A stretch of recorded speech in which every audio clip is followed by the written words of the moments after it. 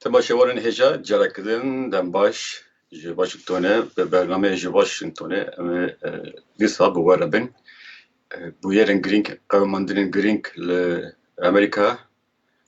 û li cîhanê em bi we re û ji we re şîrova bikin binirxînin ka di heftê borî heta niha li Washington'e çi qewmiye li hundirê Washington'e û her wiha peşketinên giredanên bi pêwendîdar bi Kurdar re çi hatine pêş em ê ji we re şîrove bikin. Temaşevanên delal roja sêşemê, doh sêşemê Joe Biden wek Serokê Amerîka cara yekê dest bi seredanekê kir çû bajarê Milwaukee ya îstana Wisconsin, eyaleta Wisconsinê ku cara yekê ye wek serok ji qasra spî derdkeve ji Washington'a derdkeve diçe ciyek din. Serok armanca serekî ya Serok Biden ebe ku ji bo paketa alîkariyê ji bo COVID-19 piştgirî ji gel Amerîkê bixwaze. Wisconsin çima girîng e? Wisconsin pir caran eyaleteke ku wek guherbar tê dîtin. Yani ne komarî ne jî demokrat gelek xurtun. Hilbijartin dikarin ber her du alî ve herin û ji ber vê yekê jî girîng tê dîtin. Dîsa hilbijartinên navxwayî yên partiyên siyasî ew yek ji eyaletên pêşîn e ku kebirke pêşbazî dest pê dikin û loma ji Biden dixwaze wek mînakekî biçûk ye civakê Amerîkî here ve derê û ji bo paketa xwe ya alîkariyê destekê bixwaze. Ji ber ku paket niha li benda erêkirina Kongresê ye û Biden jî dibêje demodest divên vê paketê erê bikin ji ber ku siberoja Amerîka di xeterê de ye. Eger em niha gavan nebêjin sibe du sibe em hîn berdeleke mezin bidin û wekî me jî ber jî gotibû nêzîkî $2 trilyon ev paketa alîkariyê piştvaniyê ji bo COVID-19. Biden dibêje eger ev paket derbas be 7 milyon karên nû yên Amerîkî werin afirandin. Dibêje yani ji bo aboriya Amerîka ji bo piştgirîdana karsazî kardarî karxaneyan Amerîkî ji bo piştgirîkirina gel Amerîkî ev paket pê dibiye hem ji bo rakirina aboriya ser û hem jî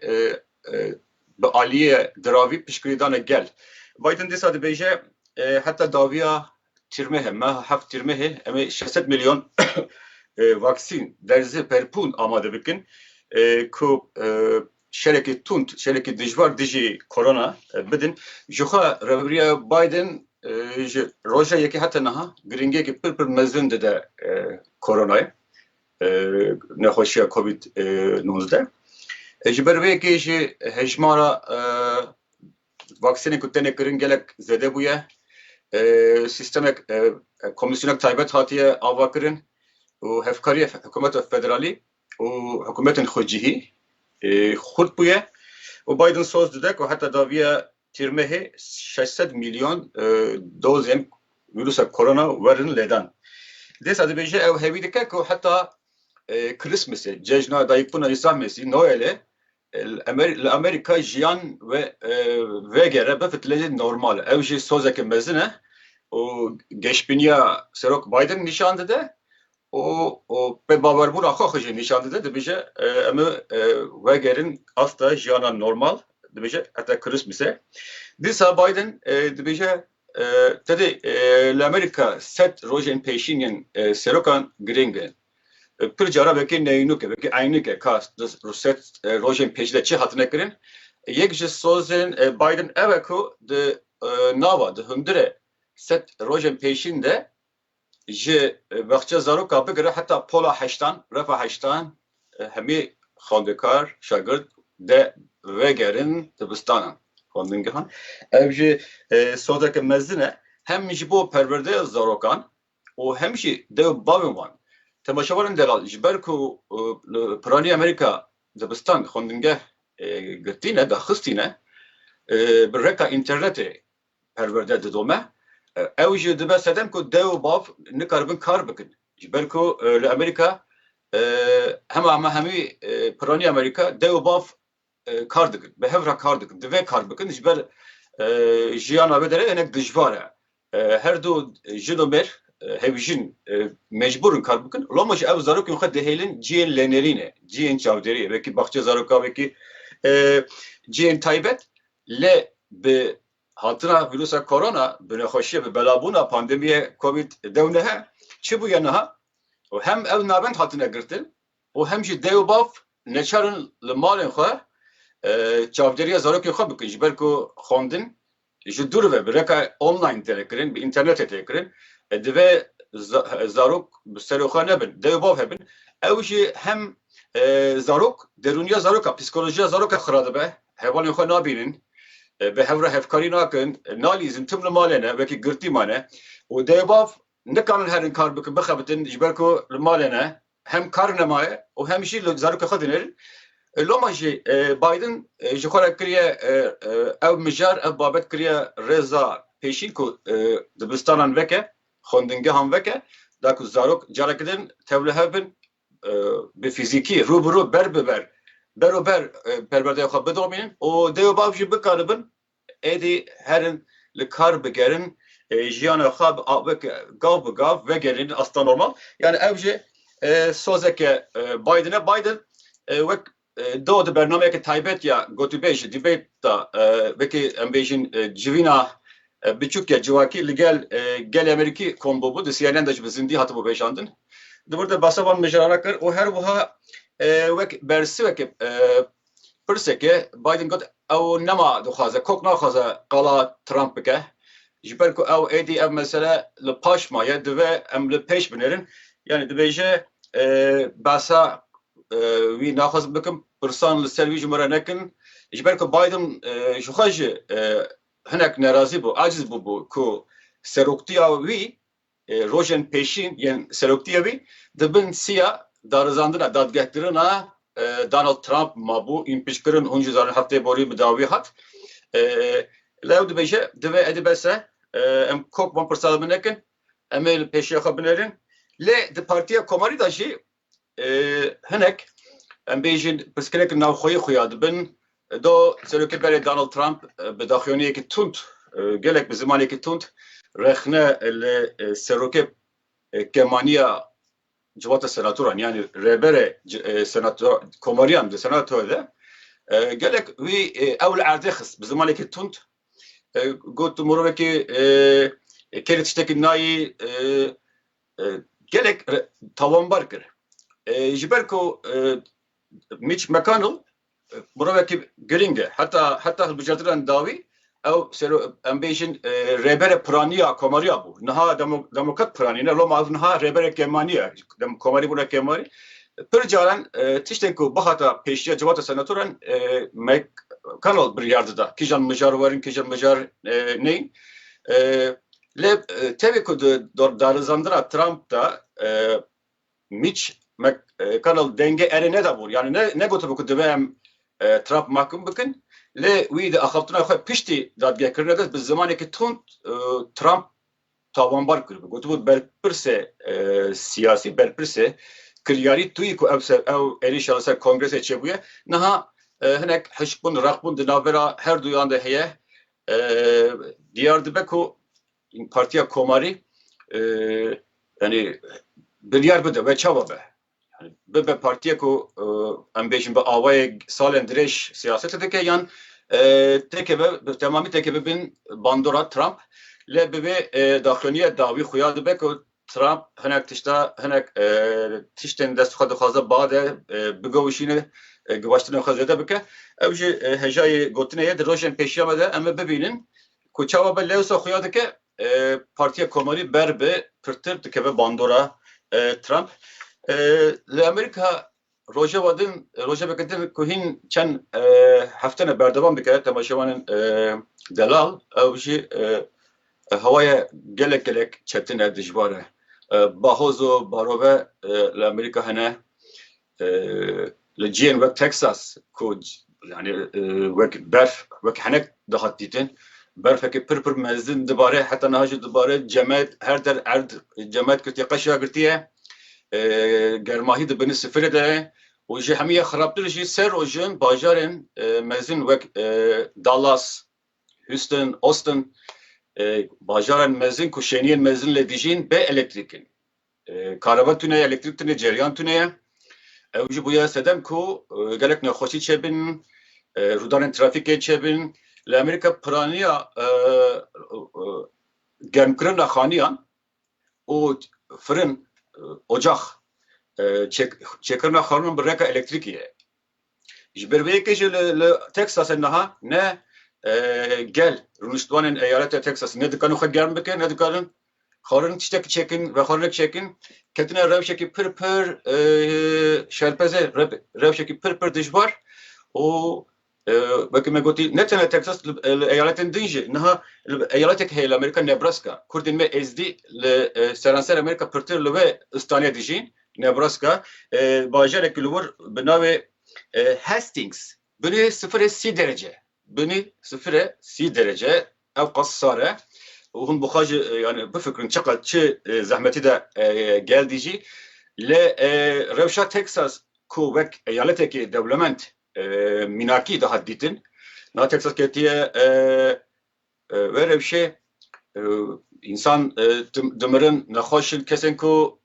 pêdivî bi cihazên alavên elektrîkî heye ew nikarin wek oksijen kişandina oksijen û her wiha belavkirin ambarkirin û ledana derziyên vaksînên korona bandor dibin. Yani rewşekî pir rê hatine dîs cemî dîne çirayên trafîkê kar nakin. Yani ew jî rewşekî pir xirab e. Di hundirê Amerîkada, di rojava Amerîkada ew mijarên serekîne ku di medyayê de, di kongresê de, di bîra giştî de, di nav gel de ciyên giring dibînin.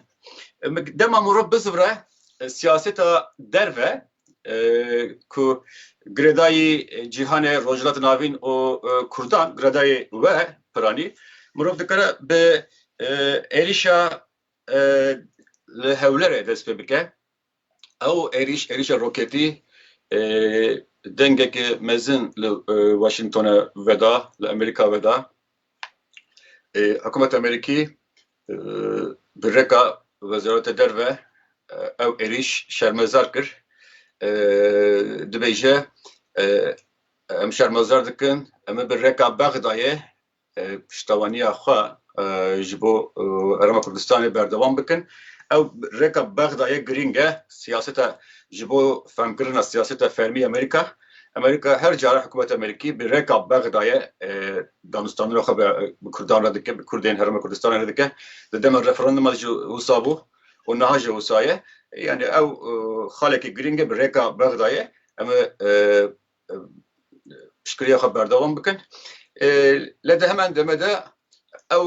rêveberî hîn helbesta xwe hêdî zeral dike. Li hember Îranê jî hişyar e ne wek rêveberiya berê ku xûngerm e dixwaze bi aramî bi em bêjin bi tenahî bi sakînî siyaseta xwe biafrîne. Loma jî xwe dûr xistin ku tawanbar bikin, aliyekî tawanbar bikin. Tawanbariyek ji hikûmeta Amerîkî nehate dîtin. Lê nerazîbûnek heye û piştgiriya Kurdan bi reka Bexdayê jî heye. Dîsa senatörên demokrat û komarî hinek ji wan dengê xwe derdixin. Ji ber ku senatör ne de hikûmetê ne bi serê xwe ne ev azadtir daxin û her 6 salê her 6 sala carekê tên hilbijartin ev gelek bi rehetî bi dil bi benfirehî daxin. Senatör Menendez demokrat e piştgirî da Kurda rexne kir tiliya xwe zivirand hêzên herêmî. Dîsa em bêjin Senatör Rubio navekî nav denge di nav komariya de wî jî rexne kir piştgiriya xwe ji bo Herêma Kurdistanê ragihand. Yani Blinken Wezîra Derve Blinken jî li gel Serokvezîra Herêma Kurdistanê Mesrûr Barzanî peyivî bû piştexan. Yani li Amerîka ew ji nê ji ve te şopandin ji ber ku Amerîkî Herêma Kurdistanê wek alavekê istikrar li Iraqê dibîne. Hêzên Amerîkî koalîsyona li hewlerê li Kurdistana Iraqê hene. Loma ji nê ji ve te şopandin mirov dikare bêje ji kongresê jî deng wisa derdikevin ji bo piştgiriya Kurda. مرۆڤ dikare bi vê awayî bêje li ser êrişên li ser hewlerê. Dîsa operasyonên Tirkiye li Herêma Kurdistanê Iraqê, Herêma Çiyayê Garê ew jî di karnameya di Rojava Amerîkada di siyasetê derve de girîng digire li Washingtonê mijarek germ e ku tê axaftin. Mirov dikare bêje ku di kuştina sê dilên destê PKK da sê hemwelatiyên Tirkiye bûye sedema niqaşên cir bi cir. Wezaretê Derve şewa yekê daxuyaniyek da gotibû ku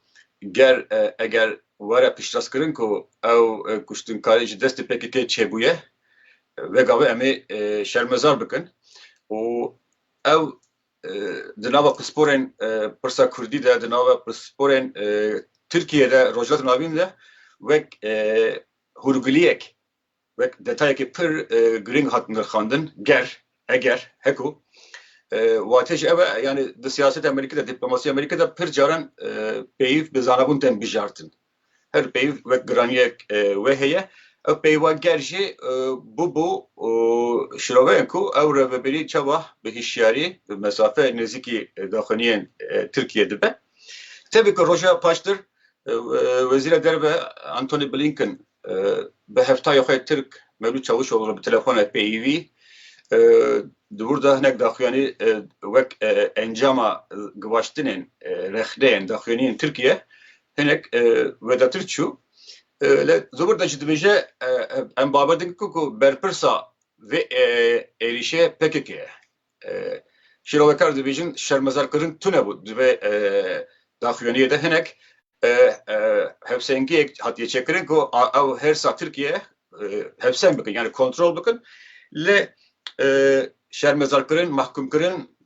tune ev peyv ev gotin di daxuyanê de derbas nabe ew hemî dema mirov pispor şareze şîrove dikin wek ihtiyat wek baldarî wek hişyarî nêzik bûna wê rêveberiyê nû tê dîtin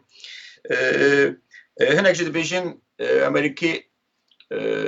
yani hezên wan li erdê hene ew agahî digirin ji bir kanalan xwe agahî digirin agahdarin çi dibe çi nabe mirov dikare bêje me hefteyê borî jî gotibû yani bawerî bendewarî li Washington yan jî pêşbînî ew e ku dibin Joe Biden de helbesteke tuntur dijî Erdogan û dijî Tirkiye were nîşandan wek çarçove ve nerîne tiştên ku niha çêdibin mirov dikare vê awayî bixwîne pir caran dema Tirkiye daxuyaniyek dida yekser ev daxuyanî rast dihat pêşbazîkirin dihat nirxandin li vêgavê em wiha nabînin li gor Wezaretê Derve de axaftina navbera Tony Blinken û Çavuşoğlu de mijarên bilî operasyona Garê kuştina 13 kesên li wê derê bûn di hemen demê de Medya Amerîkî cih dide daxuyaniyên PKK jî ku çawa 6 sal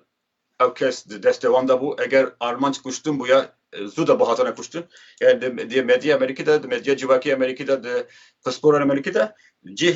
ji vê nêrînê jî tê dayîn û dengê Amerîka bûxwe jî di bêşa İngîlîz de jî cih de bû nêrîna wiha yani ew hemî îhtimal vekirî dihêlin lê em bêjin tekoşîna hevbêşa dijî terorîzmê xurtkirina saziyên demokratîk Wezaretê Derve dibêje li Tirkiye xurtkirina saziyên demokratîk saziyên girîng e rêvebirina yani desthilatdariya hembezkar ku hemî pêkhatiyên civakê hembez dike cih dide wan guhdar dike ji nêrîna wan girîng e û rêzgirtin ji mafên mirovan re di daxuyaniya Wezaretê Derve Amerîka'da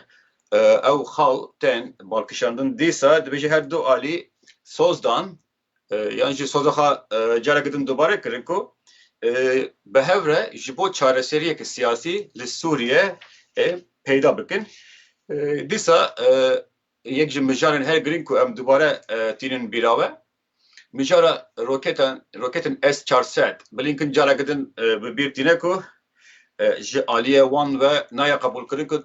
Tirkiye xwediye mûşekên S-400 dabe. Careke din ev peyam tê nûkirin ku ji dest xwe derxin wan roketana. Nabe hûn xwediye wan roketana bin ji ber ku ew roket ji bo Patriotên Amerîkî, ji bo F-35'ên Amerîkî, firokên F-35 ji bo sistema berevaniyê giştî metresiye xeteriye tehlike nabe ev Amerîka careke din nîşan dide. Yani hinek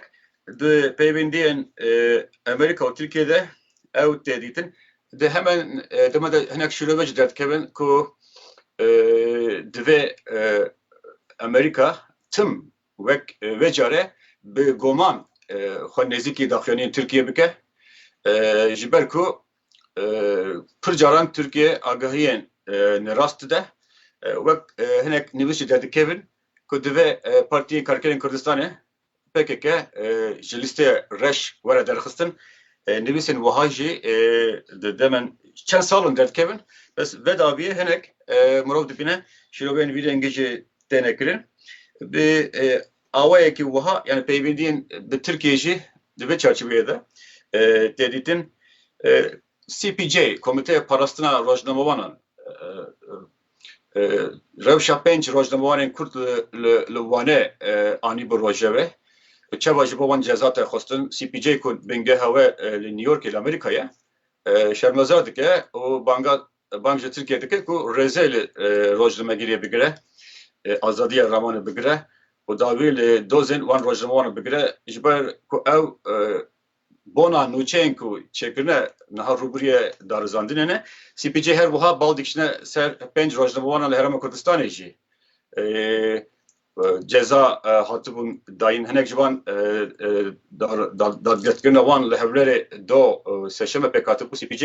hem rewşa wan hem jî rewşa rojnamewanan li Tirkiye bi bal dikişine û dibêje rêzgirtin dibe rêzgirtin hebe dibe azadiye ragihandin azadiye medyayê were parastin ew hem hikûmeta Tirkiye hem hikûmeta Herêma Kurdistanê rêzê li vê yekê bigirin ew jî ji aliyê CPJ tabii ku ne saziyek fermiye hikûmiye ya hikûmeta Amerîkî li sazî bixwe li Amerîkayê bingeha ve navên dawe derê mijareke din jî temaşevanên delal mijara Efrînê ye Efrîn ku çend rojin komên çekdar yên artêşa Netewî Sûriyê ku Tirkiye piştgirî dide wan ser bi Tirkiye tê dîtin şerên wan navxweyî di rojeva cîhanê de cî digire li Amerîka jî bin jinez ve tê şopandin çawa nivîs şîrove bahsa Efrînê dikin Efrîn çi bû niha bûye çi lê tiştekî balkêş e rojnameyê New York Times do ji destê nûçegihana xwe li Stenbolê makalek nivîsek weşand ku tê da bahsa Efrînê dike New York Times dibêje wek dewletek hemî dewletên NATOyê Tirkiye berpirsiyên xwe bicîtîne li Efrînê rewşekê wiha aramtir çêbûye penaberên ku derbiderên ku ji ciyên din yên Sûriye hatine Efrînê ew niha bi rewşekê hinek baştir dijîn jiyan heta astekî li jiyan li Efrînê didome bikinî tê baskirin ku Kurd derketine neçarmana ciyê xwe bihêlin derketine jû bir ew nivîsa New York Times ji do vir ve gelek niqaş gelek gotûbêj vekirine ku çawa New York Times rojnamewanekê wek New York Times nivîsek wiha diweşîne rexneyên ku tên em bêjin piranî ji rojnamewanên ku pirsa Kurdî nas dikin rojnamewanên ku çûne Herêmên Kurd de çûne Rojava çune Afrine yani çune Kobani çune Cizire Kurdan nastıkın. Ew hersbunek nerazbunek tun nişan didin ku ew nivîs yek aliye ew nivîs wek propagandaya Tirkiye dike û ciyê mixabiniye ciyê daxeye ku New York Times redaye ve nivîse ji ber ku ew nivîs çîroka rastîn ya Efrîne dernaxe pêş xwendevana bi hezaran Efrîniyên xwecihî Efrîniyên resen hatine sürgün kirin hatine derbeder kirin besevan nake Kurdek bi Kurdek re nepeyvîne saziye Kurda nêrîna xwe negotine em bêjin rojnamaya Jerusalem Post rojnamaya ahval beşa İngilîzî û gelek rojnamewanên yekûyek şîrove dinivîsin dîsa Komisyona Azadiyên Oliyên Navnetewî ku komisyona serbixwe ye û berî demekê kin hatibû rojava jî bi nûnerên rexistinên jinan rexistinên kemaniyên olî kemaniyên etnîkî axivî bûn ji rewşa Efrînê agahdar in cîgira wan Nadîn xanim wê jî nerazîbûna xwe diyar kiriye ku ew nivîs yekaliye ew nivîs kiryarên ku raporên cîhanî dibêjin çi kiryar li Efrînê çêdibin wan kiryarana paqij dike. Wiha nerazîbûnek heye em bêjin ji bang ji New York Times re tê kirin ku ve nivîse carek din ji pêşçava derbas dike pêdaçûne li ser vê nivîsê bike yan bikişîne yan jî bi awayekî nû bi cîdayîna nêrînên Kurdan carek din nûjen bike û biveşîne mirov dikare bêje ew jî ciyê heyrandina gelek kesan e. Hinek kes dibêjin Tirkiye bi hatina reveberiya Biden Tirkiye ketiye hewlekê mezin dixwaze têkiliya xwe bi Biden re baş bike bi reveberiya Biden re baş bike te bîra we heftê borî me gotibû balyozê Tirkiye ku salên dirêj li vir ew hate guhardin balyozekî nû hate şandin niha yani Tirkiye bir saziyên xwe bi kesên ku nêzîkê xwe dixwaze bandore bide û hin kes dibêjin ew nûçeya ku di New York Times de ji derketiye wek beşek ji wan hewlan e ji wan bizawan e ji ber ku New York Times rojnamerekî giring e cîhanê Amerîkî ye û tiştên ku dibe de derdikevin yekser peyame ji bo reveberiya Biden ku binêre Efrîn gelê kesên ku Efrîn rûniştinek dilgeşin bextewarin kevxweşin rewş ne ew qas xirab e Tirkiye hebûna Tirkiye xizmeta aştiye dike xizmeta penaberan dike yani dibêjin bi vê yekê dixwazin bal bikişînin ser ve mesaja yani paqijkirina navê xwe pesindana xwe xwe bi vê awayî tê şîrove kirin lê hinek kes jî bal dikişînin ser rexne ji Kurdan re dikin. Vijin mesela Efrînê mija Efrînê Amerîkî û yan jî Ewropî kesên rojnamewanên ku cur bi cur reaksiyon nîşan didin bertek nîşan didin ku çima New York Times tiştekî wiha dike heta niha saziyekî Kurdan yan jî siyasetwanek kesîtiyek navdar ji nav Kurdên Sûriye taybetî ji Efrînê heta niha daxuyaniyek nedaye. Ew jî wek rexne ji Kurdan re tê gotin ji ber ku gelek kesên bi bandor nav Kurdên Sûriyeyê ji Efrînê ne buxa aliye aliyekî vî şerîne yan jî vê pirskilekê ne û heta niha seyre ku balkêş tê dîtin ku heta niha ne rexistek ne saziyekî sivîl yan jî kesîtiyek rojnamewanek siyasetwanek nivîskarek ji Efrînê heta niha ne bersiva New York Times daye ne ji ser rewşa Efrînê daxuyaniyek daye ew jî li Washingtonê di navbera rojnamewanan de tê peyivîn rexne ji Kurdara tê kirin ku dibe ew di rewşên wiha de dengê xwe derxin ka ji cîhanê ji bîra giştire bêjin çi çedibe çi dibûye yani ew jî belku ew rexneyên ku rojnamewan li vê derê dibêjin ew jî belku hêjayê gotinê ye rojevekê giring digire daxuyaniya Serokê Tirkiye Erdoğan bu operasyonên em operasyonên nû لسوريا بكن عندما جواتا نونران فرانك بالونه ویجی دو داخلی یک دابو دبیجه بریارا کشاندن هزار امریکی ج سوریه کو ترامپ دابو او دبا ایریشن ترکیه کنها هم کردستان عراق هم کردستان سوریه دومن یکسر انجام و بریاریه فرانک بالونه دبیجه او ج بانگل وزارت دربی امریکا دکه که دبیجه State Department cannot let Erdogan use these attacks as an excuse to expand their brutal campaign in the region. Yani dve Vezaret Derbi Amerika renede Erdogan ku erişen virengi ve alavek bikarbine o erişen operasyonu khaya havane li hereme bedomine. Evji Frank Palone Frank Palone salen duru derece serpersa kurdi agahdare la Amerika ve dosteke kurdat deditin داخلية ويجي فيك كو واحد بيجه يعني مرو ذكره ببي أوائي شلوبه بكه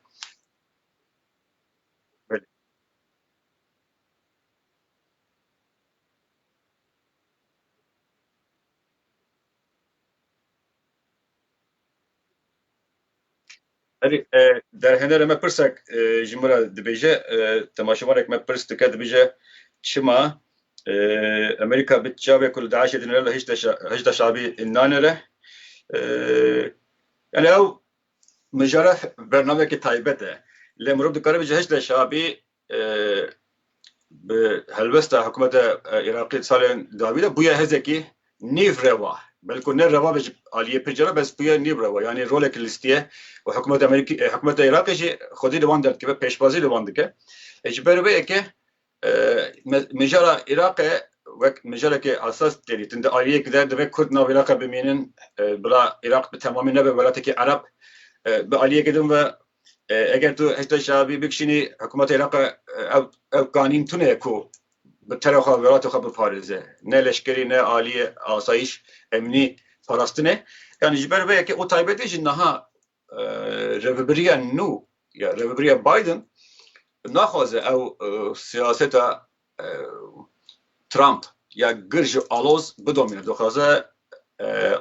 آرامی وره دخوازه زمان دانستاندن سرکوه